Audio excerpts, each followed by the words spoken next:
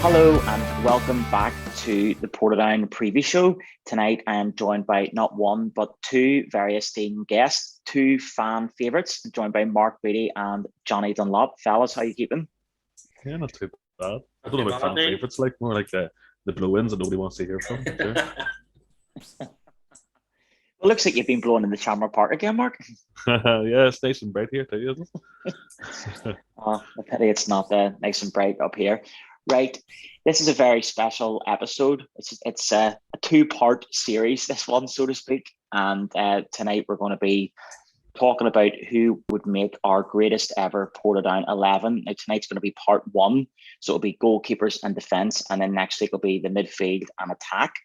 So before we get into that, which is going to be, the main part of the show, we'll talk about Saturday. We travelled to Windsor Park and we lost 1-0 to Linfield. Give us your thoughts on the game, fellas. Jonny, you can have the floor first. To be honest, I went down fearing the worst. We've been on a brutal run of form. You're going down to the champions, somebody chasing down the title. And I thought, Linfield's tails would be up with Glentoran beating the Friday night. I thought to myself, if we get out of here with a 3-0 defeat, I would be content. It's we were beat 1-0. I thought Linfield huffed and puffed a lot. I don't really remember them cutting us open, having any real clear-cut chances as such during the match. To be fair, we didn't either. I'm not saying we done enough to get anything from the game, but I just thought Linfield was a lot of huff and puff from them. They got their goal, and looking back on the goal, there's a real unfortunate goal. It's one of those where I think it bounces off Jaffrin, bounces off Ruddy. Real scrappy, unlucky goal, which has been sort of the story of our season a wee bit. But I was as pleased as you can be with a 1-0 defeat. I take it. To tell you the truth, Nate, I would have took a gubbin as long as we win this Saturday, which I think is the most important. Yeah, fair enough. We'll touch on the Warrenpoint game after we've talked about this team. Mark, what's your thoughts? Are you similar to Jonny? Yeah, it's sort of the same thing. You go down to Windsor Park, and you know what you're going to get. Linfield are ruthless at times, just churn out results, even if they don't play overly well. Just get wins, and I was fearing for the worst as well. We are fragile at the minute. We are, and Paul Doolan's come in. He's trying his best to find his settled 11. I think he's said that numerous times. And Saturday was a chance then to see if he could set up a team that could defend, and generally they did. And I know we sat deep and we're two banks of four and trying to hit them on the break the odd time with a couple of strikers up top, and we didn't create anything of note really. With a couple of Stephen Taggart had a chance actually, and maybe he should have done better with it wide. But yeah, it was more of a matter of soaking up pressure and seeing if you can do something the other end. Linfield got the goal, didn't really, as Jonny said, didn't open us up at all, and that's credit to the defence and whatever. But we just need to. It's finding that balance, isn't it, between being really resolute and being able to create. And Saturday showed that we can be resolute for a good portion of a match. We just need to find that balance of being able to create as well. Yeah, indeed. And hopefully we'll be able to create on Saturday, but we'll get into Saturday in due course. Right, so we'll get straight into this. It's going to be our ultimate Portadown 11, so to speak. Now, before we start, we don't want anyone to fall out here, right? I don't want anybody that listens or watches to get offended that our picks are maybe different from theirs. We love every single Portadown player that's going to be on this team or as close to being this team or has ever played for the club or whatever. It's not a knock on anyone if they don't make it into this team, because there's been so many great players that have played for Portadown over the years. So unfortunately, you can't fit about 400 people or whatever in the 11, so to speak. So you're being very diplomatic here. Anybody not in this team is rubbish.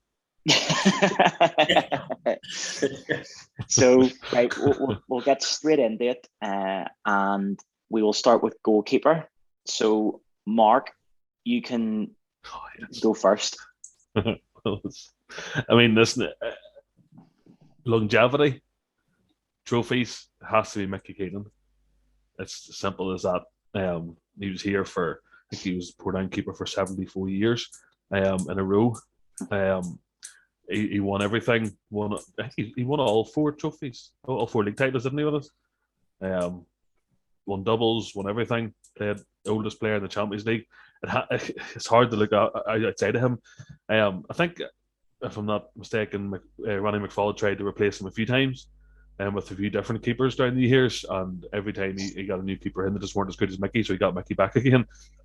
I think he actually left once. Jonny, you maybe can confirm that he left to go to Ards at one time. Yeah, he went to Ards for a season or two and then came back. Yeah, and then Mcfaul just couldn't replace him in anything better and got him back again. So it's hard, really, really hard to look outside Mickey Keenan for your number 1 jersey.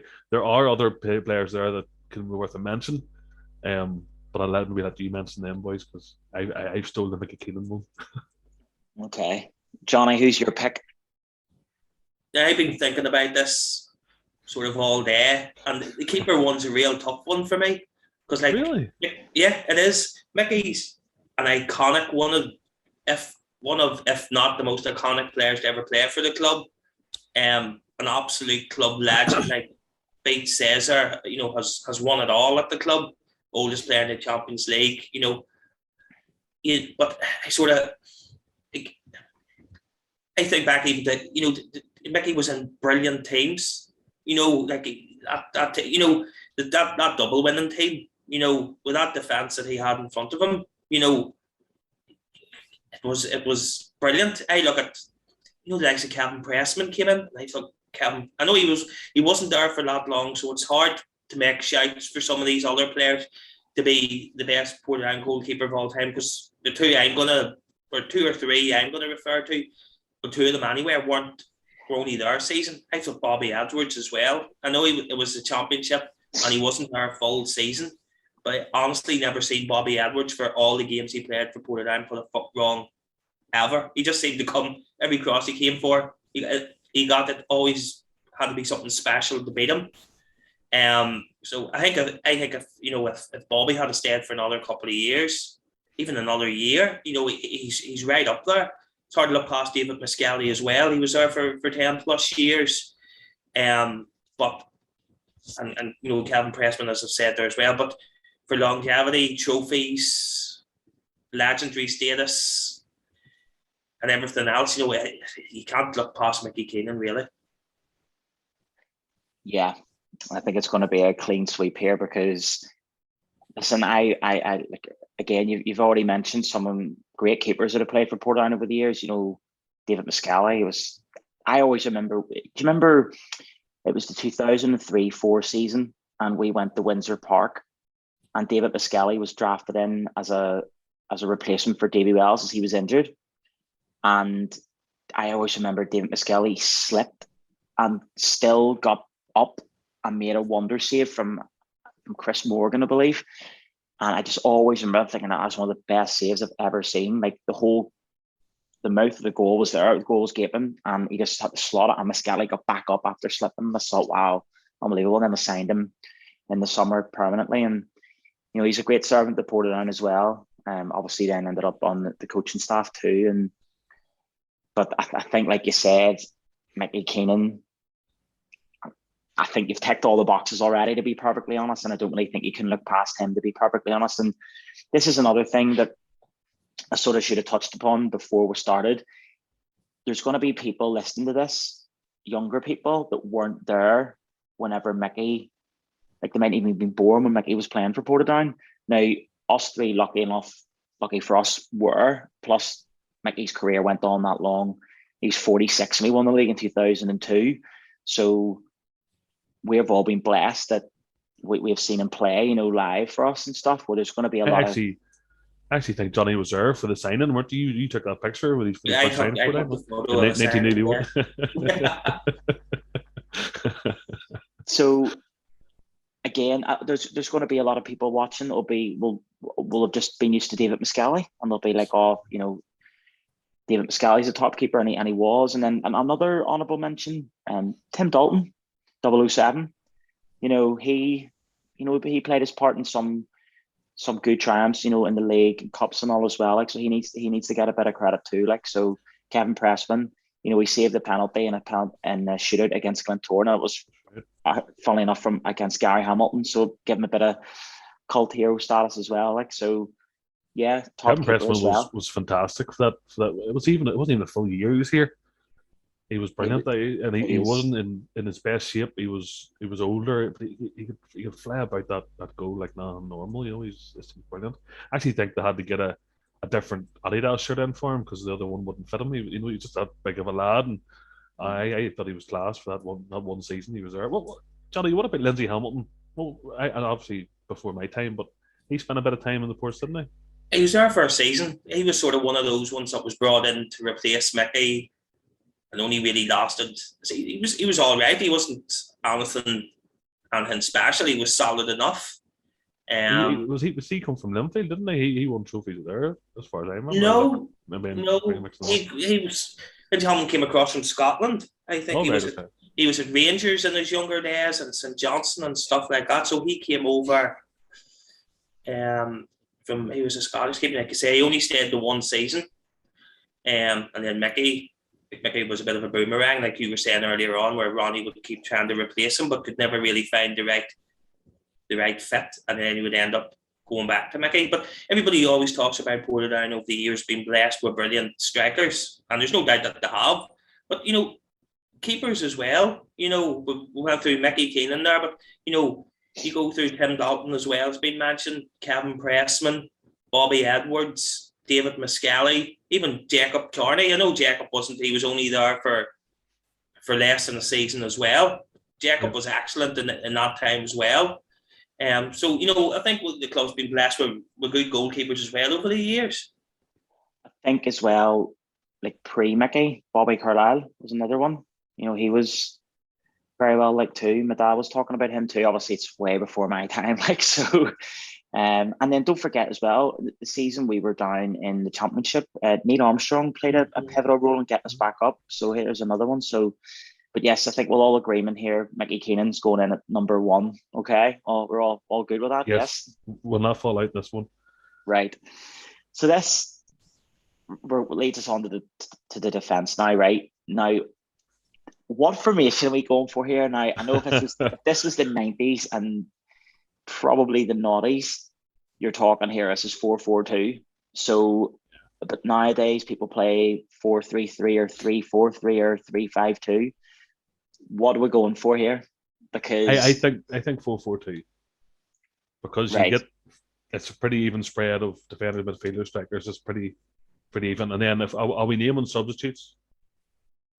Well, obviously this week's the goalkeeper and the midfield defence, and then next week there's the midfield and the attack, because I think that's going to cause arguments galore.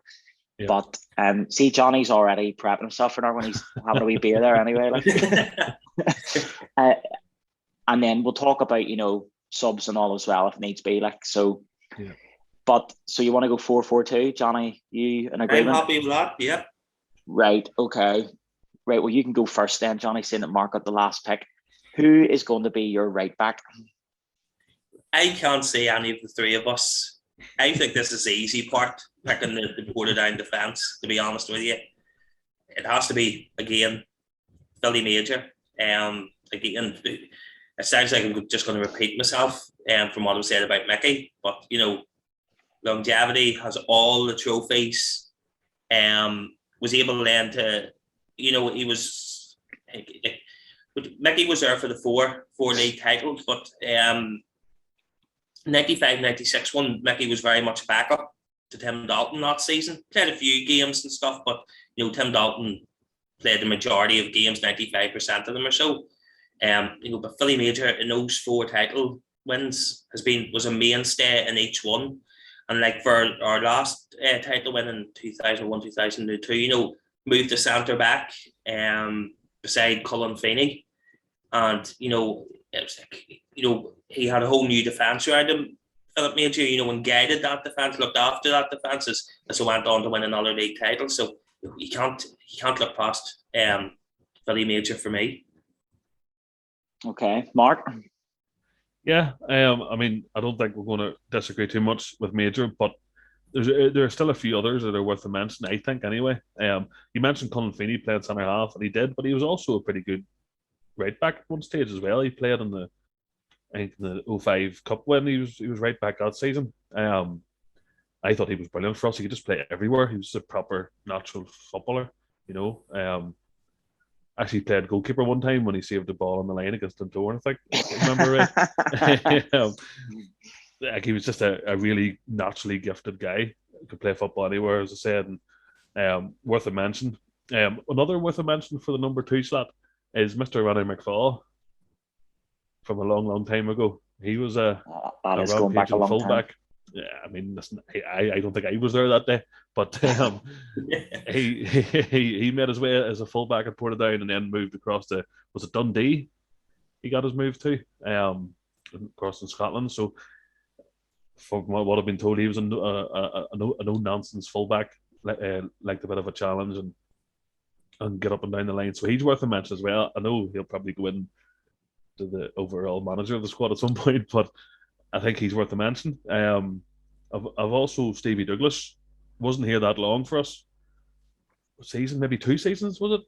2 years, I think. 2 years. Like he was unreal that year. We won the league with major perks inside, obviously. And he's worth a wee mention there as well. I've also Gareth Fulton down. Now, I was very young when he was playing, so I don't really remember him too much. But Jonny, you maybe remember a whole lot of Gareth. Yeah, apparently he was a very talented fullback as well. I remember Gareth Fulton, a picture with him. Yeah. He broke into the team sort of at the end of the 94-95 season, then played the year we won the league in 95-96. He played quite a lot of games that season. There was the whole Fulton registration fiasco that season as well. I think we had a trophy in the bag. We're in the final of another one, and then suddenly there was a whole thing that he wasn't registered correctly and we would have to give the trophy back. It'd be the final of the other trophy we were in was put back and losing points and all, but at the heels of the hunt then it came to nothing. Portadown maybe just got fined. He was like Irish League football. No, it's not. It's not like Irish League football. Really untold, unheard of these registration issues. But no, Gareth Fulton. I always think that they've really struggled. I know, and like Philip Major's last season with us was when we won the title in 2002. So that's what, 20 years ago, isn't it? 21 years ago. 20 years ago. I still think we've never had a settled with Colin Feeney for a couple. It was Stephen Douglas for 2 years, and he had Colin Feeney for a couple of years. But we've really never really had a settled right back since, even for 3 or 4 years playing in that one position. Oh, Keith O'Hara was shifted out to right back at times, and remember Gareth Porter played in the championship season, and different things. But I always think that we've really struggled to replace Philip Major with a steady right back with longevity that's been there for a long period of time. Henry McStay was there for a few years right back, wasn't he? Mm-hmm. Mark Carson too. Chris Casement, Sean Mackle. Forgot about Chris Casement actually. Here's another one. What about Colin Tresson? Do you remember him? Mm-hmm. No. Him and Billy Woods. Remember him and Billy Woods came from down south, didn't they? They came in the summer together. Yeah, but then Colin Tresson came back during the 02-03 season as a backup right back as well. And ultimately they finished second in the league that season, the Glentoran. Because I remember he was playing in the semi-final where we got beat 6 by the Glens at Mourneview Park. Well, he when I say he's playing, he came on. Remember that as well? Because him and Gary McPhee signed at the same time. Yes. I remember that right now. Yeah. So that's going back a while. Again, full house. I'm going Philip Major as well. And you guys have alluded to the championship winning team of 1990 and the double winning team of 91. Obviously, I was only 2 and 3 at that stage, so I can't say I remember that vividly, to be perfectly honest. But I remember 95-96 season vividly, and Philip Major played a crucial role in that. And then the 2001-2002 at centre back. It's actually, when you think about it, how in the 01-02 season, Portadown had such a young team, apart from in the spine. They had Mickey Keenan, Philip Major, and then you had Vinny up front, and you had all the young ones in the round. It was such a perfect blend of youth and experience. And if you hadn't had Philip Major, we wouldn't have won that league. Do you know what I mean? So no, Yeah. full house. I'm going Philip Major as well. So we're all in agreement here. I will go first for our left back. I'm going Keith O'Hara. I second that. Right, okay. I'm gonna be honest. I'm shocked when you went quiet there. I thought you were looking at me to go, oh, turn up for the books here. But Mark, I think you maybe are thinking that, Yeah. but Yeah. I'm going Keith O'Hara in this. And listen, don't get me wrong, Greg Davidson. I know that's I'm assuming who you're gonna pick. Am I right? Yeah. Yeah, okay. Greg Davidson, great player, tremendous servant to Portadown, but he started off as a winger, whereas Keith O'Hara, well, yeah, but you know what I mean. In the early years of Portadown, he's predominantly playing on the wing and stuff, and then obviously transitioned back in the left back. But for me, Keith O'Hara, won the league in 2002, Irish Cup as well. When we were down the Championship, we won it. League Cup, was club captain as well. Could play left back. Was shipped to right back. He played centre back, centre mid. I think he even played left mid at one stage. Do you know what I mean? So for me, Keith O'Hara, and he scored one of my favourite ever Portadown goals, and it was the last minute winner against the Glens in 2005. So it was always a 7.5 out of 10 every week. Very rarely made mistakes, and yeah, for longevity as well. So I am going Keith O'Hara. Yeah, I did have Davison as number one for me. And only, yes, we know all the reasons why he won all the trophies and stuff. And I think he scored the goal that won Clint the first league. Is that right, Jonny? Yeah. Again, I was like you, Neil. I was only 3, so I don't really remember too well. That's a dig at Jonny as well. But I remember actually going, and I was maybe 12, standing in the terrace and whatever, watching Craig Davison going, I'm bigger than him. I could play this game. He's such a small small in stature, but he didn't play like that. And I think that sort of summed up with the friendly game against Manchester United when they came over and he gave Eric Cantona a bit of a kicking. I think Eric actually gave it to him back. So he was just a all-round competitive player, quality. He had everything, and consistent. And for me, actually, I would pick. I can't argue with Keith because Keith was just he's your prototypical captain. He's a leader, and like you say, played all over the place and was quality for us too. So I can't really argue too much. But Davison was my pick. I also had Ian Curtis down on my list. Yeah, bit of a skillful, more. I didn't see him much either. But from what I know about him, he's more of an attacking left back. He's full of skill and quality. Is that right, Jonny? Yeah, he's sort of the forgotten man a wee bit. He was the best left back in the Irish League, and then he got a real bad leg break against, I think it was maybe against Carrick or Ballyclare at Shamrock. People still talk about it to this day because the noise of the collision whenever he broke his leg, and he just never came back from it. He was a mainstay of that Portadown team for a good number of years before that. He was there a couple of years before the title win and stuff. But he's certainly up there. It was then once Ian broke his leg, that's how Greg ended up then in the left back. But no, definitely, he's definitely in the conversation for an older generation. He maybe is their top left back. Am I right in saying, I could be wrong, did Ronnie Mcfaul do an interview before and he was asked who was his best ever signing and he said Ian Curtis? Am I making that up? I feel like I've heard this before. Me, but it wouldn't surprise me now. I feel like I've heard that before. He did an interview and he was asked what was best ever transfer and he said Ian Curtis. Again, playing in the early 90s, I was only a baby, so I can't remember. But my dad always says, Ian Curtis was a smashing player. So yeah, I mean, he's of course some of the older generation of fans would say him as well. Ross Redmond, was good for us as well. He had to overcome a lot of flack early doors, because a lot of people thought he was only playing because he was Ronnie's nephew. But he turned into a at time. He was the best left back in the league, in my opinion. And obviously Keith had sort of made the transition into the centre at that stage. So again, Ross Redmond was another one that, you know, I think a lot of maybe the younger generation would say would definitely be worth a shout. Like, what about Neil Ogden as well for a wee spell?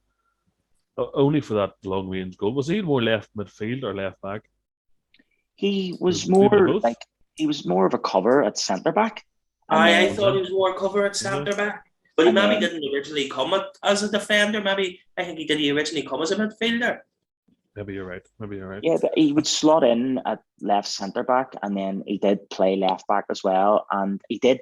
I do remember him lining up with a number 11 jersey on, like, so he played in midfield too. So again, he's one of those players that is blessed enough to play in a lot of positions that maybe because of that they don't really get settled in the team because they're always shift gear there and everywhere. Like, so with the credit to him, but I'll always remember him for that goal against Glentoran. Like, that was an absolute belter from his own box. That's how far it was away. So it was out in the car park. Another one I had, and I know he didn't start in this possession, but Kyle Neal, maybe worth me mentioning. He sort of finished his career more at left back. He was brilliant for a spell. Like, there was a time where I think Vinnie Arkins just loved Kyle Neal because he just put it on his head every time. Yeah. But a long time as well. Again, he was predominantly left midfield for us. So Mark, you were going for Greg Davidson, but myself and Jonny are going Keith O'Hara. So you are outvoted 2-1. And listen, I apologise, Greg. I know you're our club legend, but I'm sorry. We can't fit everyone in. So yeah, Keith O'Hara is going in at number 3. So, right, centre halves. Who's going first? I had Jonny go because I know where he's going. Get them I would be surprised if any of the 3 of us aren't going with a. Am I going with 2 here or only 1? We'll go on. I'll go with Brian Strain again. It just sounds like you put on repeat what you've said for Mickey, what you've said for Philip Major. He just keeps saying the same things, but you know, club captain, club legend, one of those iconic figures. Leader, first ever Portadown captain to lift the Irish League title and the Irish Cup. You know, no brainer for me. Brian Strain would be the best in the best ever Portadown side. I think it's hard to argue. I remember. So, do you remember Brian Strain playing towards the end of his career stuff? But I was young and I didn't really take it all in. But I remember it was one of the end of season dinners. He was there, and at the end of the night, I don't know why, Philly Major used to go on these wee rants for 20 minutes on the microphone, just making everybody laugh. But Brian Strain got the microphone and he spoke with so much passion about Portadown and about the youth setup and about everything about the club from top to bottom. And it wasn't a rant, it was just a real passionate speech about it all. That just showed you what he was, and he was a leader. You know, he's a proper captain, as well as a really good defender. Just an old school defend first sort of guy, but he popped up with goals as well. You know, and that just summed it up when I seen that. You know, you can see why people got behind him and stood behind him as he led the team. You know, he was a real just leader of men. And then the next one that Jonny wants to say is Mr. Alfie Stewart, because the Rolls Royce, the footballing defender, is what I always seen him as. Him and Brian Strain sort of dovetailed perfectly. You know, one brought the ball out, one led from the back, sort of thing, and he was just that. He was quick, but he maybe didn't look quick, but he just was quick. And maybe that was quick in his head more than it was in his legs. Just a Rolls Royce of a defender, I think, is what a lot of people called him, and he was that. So it's hard not to put him in this sort of list. And won everything, and a leader, and still a club legend. Still goes around. He's seen at Shamrock Park quite often, and does the commentary watch the odd time, and he's brilliant to listen to. You know. Yeah. Again, I'd agree with you here. Now, I'm going to be honest. I thought this was quite tough, and again, maybe it is because I'm a bit younger. No disrespect, fellas. Why the same age me, you prick? But listen, like, I mean, Brian Stray and Alfie Stewart, they were there, for the 95, 96 winning team, of course. And I don't really think you can not include them, to be honest, especially given the accolades, before that as well. And one player that I've always really liked, and I think had he maybe been there a couple of years longer, I think he'd have been in the shout with it, and it's Darren Kelly. And he is a defender that I've always thought was superb for Portadown. And again, like I said, I think it maybe even won the Irish Cup in 2010. I think people maybe would have pushed for him a bit more. I really liked him when he came to us in 2004. I thought he was excellent. Obviously won the Irish Cup in his first season. Then he was officially made club captain whenever Vinnie Arkins left. And then obviously Darren subsequently left as well. But when he came back, he ended up, John Convery was injured, and Darren, was captain again. And he's just somebody that I've always really, really liked. And I think he's an honourable mention, certainly, yeah. But like you said, Alfie Stewart and Brian Strain, I don't really think anybody can argue with that. John Convery worth a mention as well, I think. You took the words off my tip. I was just about to say another honourable mention. I think I have to be John Convery, because he came in 2002, and he was always very good, steady defender, no nonsense. It was always funny whenever if you knew Portadown were in trouble. Whenever the last 10 minutes John Convery was being thrown up front, that used to always make me laugh. That's because he played up front for Celtic one time. Celtic under 20s, but still. Yeah, and I actually think it was a game. I think it was away to Dungannon, and we actually were like decimated for players up front, and John Convery started up front. I always remember that. And, I remember that too, actually. And he got a goal. And on again, the season where we were down in the championship, played a crucial part in that. Of getting us straight back up, and on top of that as well, we won the League Cup, went on a great run, knocked out Cliftonville, Linfield, the Glens, on the way to beating Uri in the final. And I think he's another, well liked, player at Portadown and stuff. So I would definitely have him as an honourable mention. And then you've already mentioned Colin Feeney from winning the league in 2002, playing centre back. But I think for me personally, if you want to be included in like an all-time 11, and I know it is subjective, of course, I think you do need a bit of longevity as well. And I think that's maybe where you couldn't really include Darren Kelly. Well, some people would. Like, I mean, if there was like what's the word I'm looking for? If there was, say, a restriction on the team and said you weren't allowed to pick people from the 90s, because that's what most people sway towards, Darren Kelly would 100% be in my team. Yeah. So, yeah. No, I think it's worth saying. I think Stevie Cann's at the club as long as Darren Kelly. People talk about Stevie Cann being this club legend and all. The top Portadown 11s of all time. But he was only, I think Stevie Cann was there 2 or 3 years, maybe 3 seasons. 3.5 seasons at the very most, so he's there just as long as Darren Kelly. But then Stevie Cann won a couple of leagues as well. Yeah. So, But then who? Here, hold on. Who's to say? Let's not get carried away. I think there's going to be arguments next week. Have you just give away your pick, Jonny? Couldn't possibly say any. Yeah, another one actually. I have a few honourable mentions here. Pat Mcgibbon started at Portadown before moving across to Manchester, and then came back to the Ports as well. I remember when I was really into going in the early noughties and stuff. And Pat Mcgibbon was brilliant when he first came back to us. He was a class above. I thought he was really, really good. Dave Rogers as well.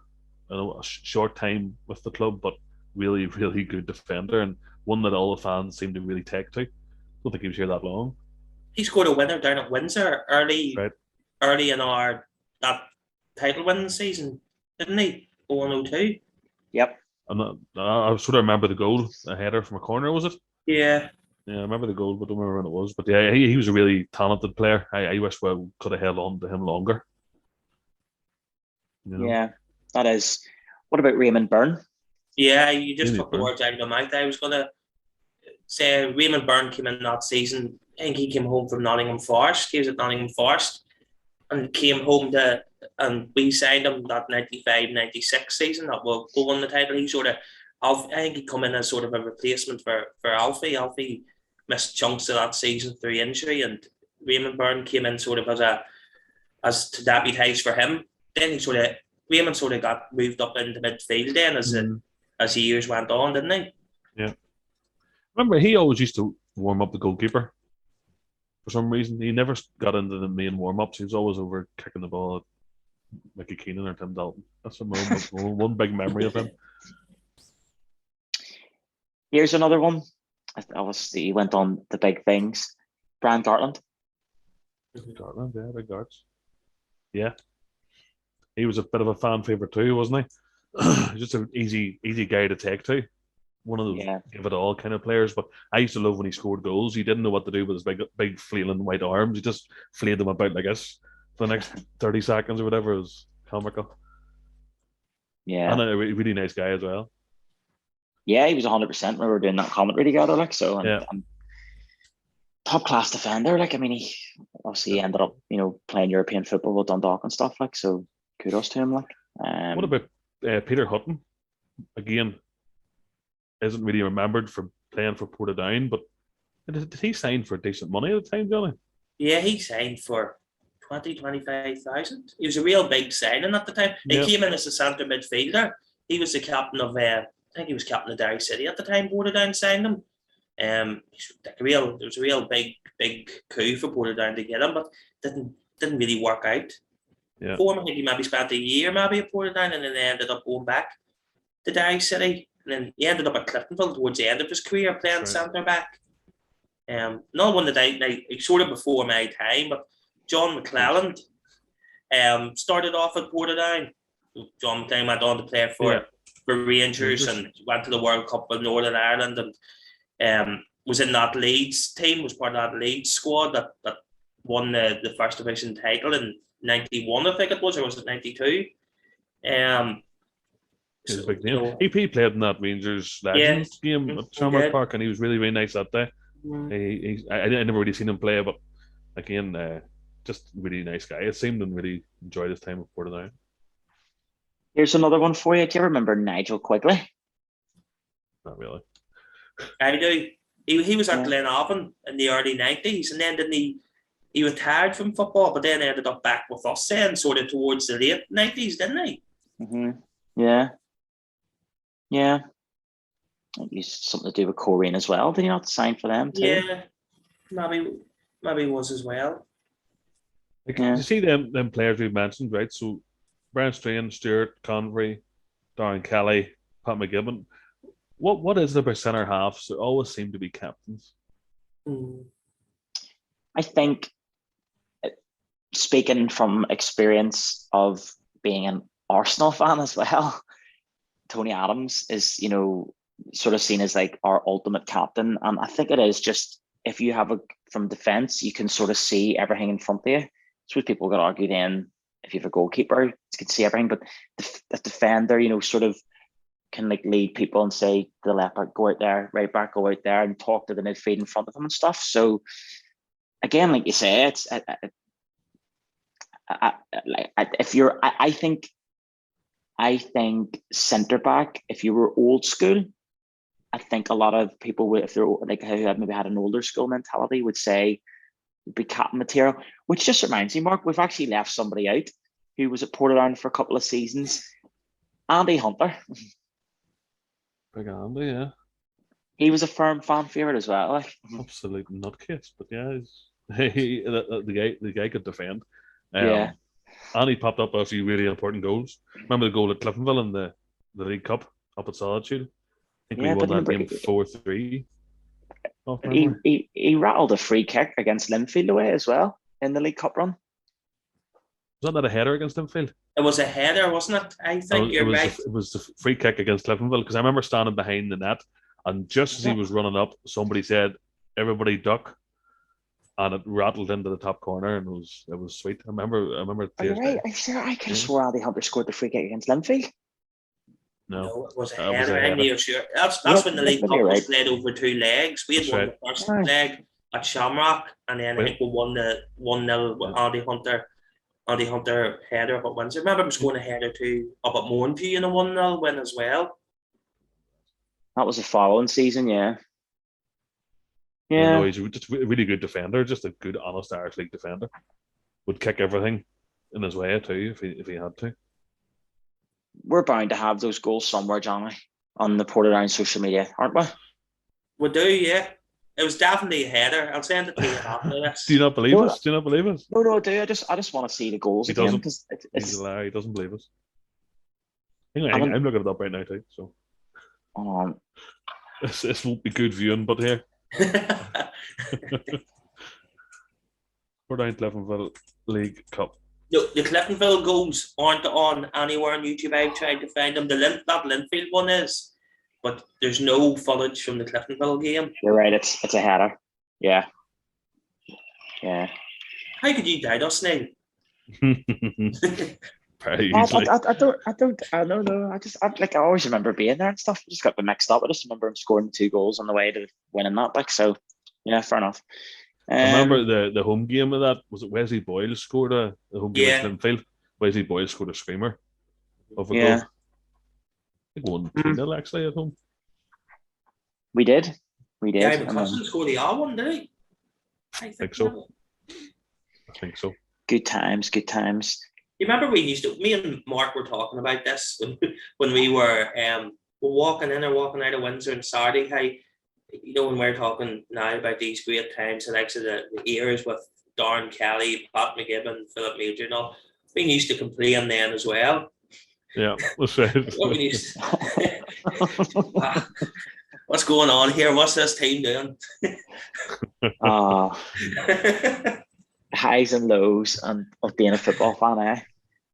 Fickleness at its finest.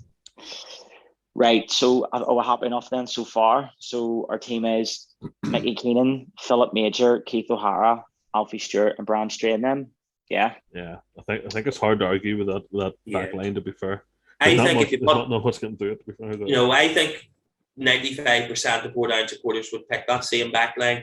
I think the only argument people would have would probably be at left back between Keith O'Hara and Greg Davison. I think Philly Major, Alfie Stewart and Brian Strain are no-brainers, pick themselves. I think it's the midfield and the forwards will cause the most discussion. Yeah, I think you're right. So if anyone wants to get in touch on Facebook, Twitter, Instagram, whatever, go ahead and let us know what your goalkeeper and defence would be. And then obviously next week we're going to bring part 2, which will be midfield and attack. And like you say, I would expect there's going to be a bit more debate, so to speak. But we will touch on that next week. Right, before we go, I'm not even going to joke and say the small matter of a big game coming up. This game is absolutely humongous for both teams. Portadown, Warrenpoint Town on Saturday. We'll keep this short and sweet. Jonny, you can go first. Thanks. What's your take on this? I actually think it's the biggest game. I don't want to over-exaggerate, but I think it's the biggest game for the club in quite a number of years. I think back, and I can't think of another night. If they win on Saturday or whatever the result on Saturday, there's going to be bigger games to come. But up to this point, this match on Saturday is as big as it's been for the club in quite a number of years. The season we got up, you could say there was games there. I often think about Luke Wilson's last minute equaliser against Ballymallard up at Shamrock. And I often think, that could have been, that goal probably the difference between us getting up that season. and not getting up, and us having to do a year without any football if we'd been stuck in the championship and stuff like that. But no, this game is absolutely massive. I hope the players, I'm sure they do realise how big this is. A win, I think, could kickstart us. It puts us in touching distance of Carrick, who are on a bad run. I know we go to Carrick then. Is it on the Tuesday night or the Friday night next week? It's the following Tuesday, yeah. It's not the Tuesday a few days after, it's the week after, because the cup. Oh, is it the week after, is it? Yeah. So, you get that win, then you have a free week. It's the Irish Cup, is it? Or the League Cup final the following weekend. So, you have that result there to build on for a week to that massive game against Carrick. Like you said, Neil, it's absolutely massive. I hope that the supporters come out and get behind the team. I hope the players realise how big it is. We've beaten Warrenpoint twice this season, so we know we can beat them. I think it's time for the players to stand up and be counted, and hopefully they do on Saturday. Mark, anything to add before I give my piece? Yeah, just what he said. It feels like up to this point it's been a real journey of a season, a real rough ride of a season, but it's sort of coming to a head now. Where the games are going to be gilt-edged, to say the least. It's a big game for a number of different reasons. Jonny mentioned all the different table reasons, and yes, it is important, but it's important for us, I think, that we sort of get 3 points and get a win and get some life breathed into the whole club again. Because it's been tough. It's been tough to see the team struggle at times in key games, and the management change and just everything going on, and it'll breathe a wee bit of life into everything again if we can get 3 points and move on. But like you say, Warrenpoint have added players in January too, and they're scoring goals, it seems. Although maybe they're not winning an awful lot, but they're scoring goals, and we sort of aren't. So that's a bit that worries me. But that Warrenpoint have circled this game. There's no doubt about it. They've circled it and know there's where we need to win. So yes, the pressure's on them massively too. So it's 2 teams under pressure. 2 teams aren't winning.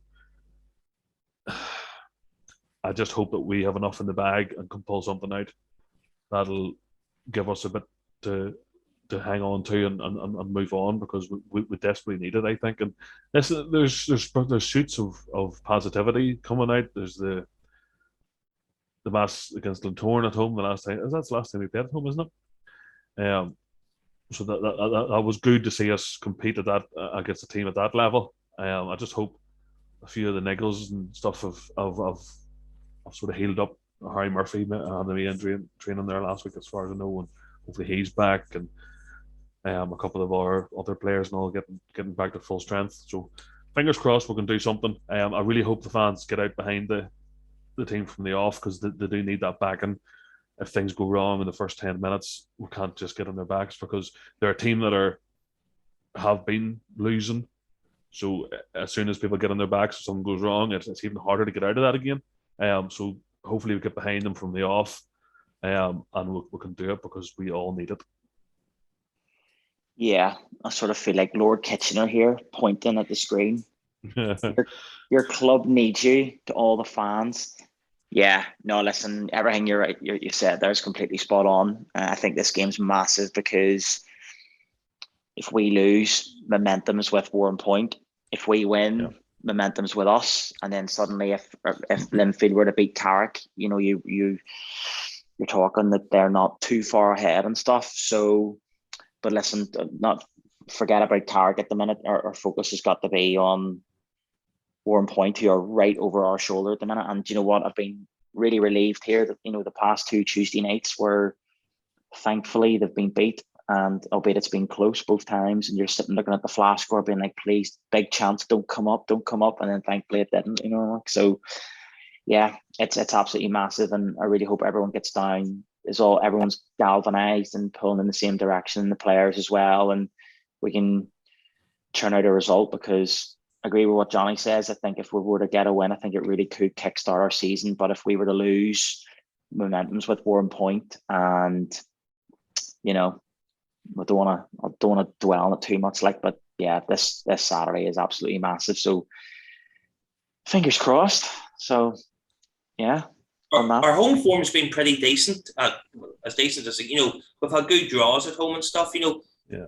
If we can get a result at Warrenpoint against Warrenpoint on Saturday, it means then come the split, you have Carrick to come to Shamrock, you have Warrenpoint to come to Shamrock, and you have Dungannon Swifts. Although I think Dungannon Swifts aren't in any bother, but you have them to come to Shamrock as well.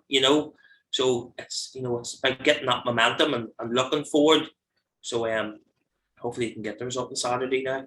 Here's a question for you, right? So 2 teams that have been losing most of the season, devoid of a lot of confidence probably, and belief. Does a game like this, the 2 teams at the bottom of the table, does it come down to tactics, or is it just players' willingness and drive and belief in themselves that wins this game? It's like the Cuban Missile Crisis. Who blinks first? Kennedy or Khrushchev? Do you know what I mean? That's what I think. It's who blinks first, because it's going to be really cagey. So it is a case of who's going to strike the first blow, whether or not either team is going to want to attack because they're going to be afraid of losing, or does one of the teams just go, we have to win, so screw it, we're going for it. It's going to be interesting to see how both sides approach it, really, isn't it? Interesting is certainly not the adjective I would use at the minute, to be honest, because I'm going to be honest, I've been really nervous about this game. So, yeah. It's season defining, really. It is. You're totally right. It's one of the biggest games in years. Like, I'm gonna be the pragmatist here. I think I asked Paul Doolan that question after the match against Linfield. I said how big a game it is next week, and his answer was yes, it is a big game, but after that there's another 10 games or whatever, 9 games, whatever it is, and there are 9 other big games, and he's right.